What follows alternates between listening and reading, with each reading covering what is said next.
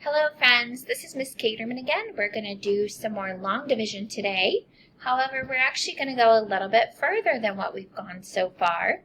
Today we're going to do a two-step long division process using a three-digit number. So far we've only used a two-digit number, so this will be a little new for us.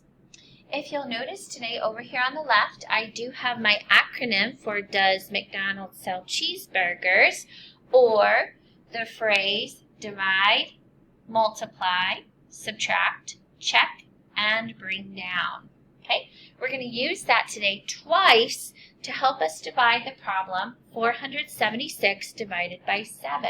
Okay, if you remember from last time, when I am doing long division, I actually start by looking at the first digit in my problem. So today we're looking at the 4. And we're going to ask ourselves, is there a group of 7 in 4?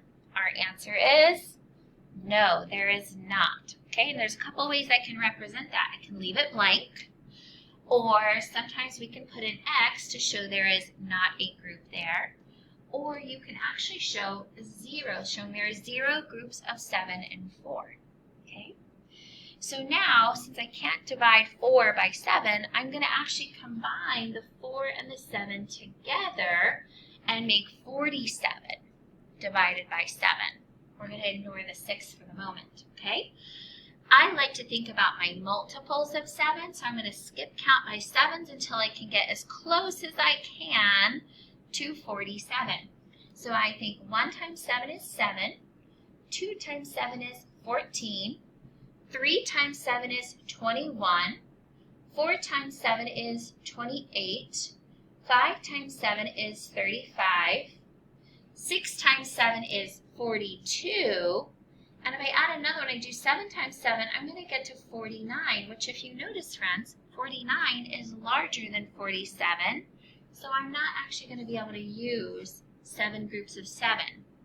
Instead, we're going to use 42, and if you remember, that was 1, 2, 3, 4, 5, 6 groups of 7 make 42. So right over the 7 and 47, I'm going to write my 6 groups, and we just divided our first step. Okay? Now we're going to multiply. What are we multiplying? We are going to multiply the divisor 7 by the 6 groups we just made. And we know from our multiples on the side that 6 times 7 is 42. Write that underneath 47. And now we're going to be at our next step, which is to find out how much is left over by subtracting. 47 minus 42 is 5. Okay. Now I'm going to check, and I want to check and see, is this 5 here less than my divisor 7? And my answer is yes. Okay. So now I can go ahead and go to the next step, which is to bring down. So if you notice, we have the 6 over here left in my number. I haven't used that 6 yet. So I'm going to grab that 6 and we're going to bring it down right next to my 5. And now my new dividend, friends, is going to be 56. We are still dividing this by our supervisor divisor, 7. Okay. And now I'm going to count my 7s, and I'm going to continue my process. Well, actually, we already have that started over here, don't we? We have 7, 14, 21, 28, 35, 42, 49 was 7 times 7. If we do 8 times 7, we get 56. So how many groups of 7 are in 56?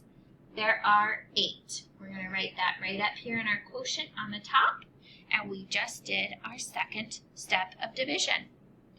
Now we are going to multiply. What are we multiplying? Our divisor 7 by the digit 8 we just wrote down. 7 times 8 is, you should know this, 56. Write that underneath. And now that we have multiplied, we're going to do our next step, which is subtract to find out how much is left over. And 56 minus 56 is 0. 0 is less than our divisor. We got that checked. We're going to come over here and make sure that there is nothing behind that 6 to bring down. There is not. So we are finished with our division problem, and we can actually write our quotient now. Our quotient is 68 for this problem. We don't actually need to write the 0 in the front. That was just a placeholder for us as we solve the problem. Okay, let's try one more.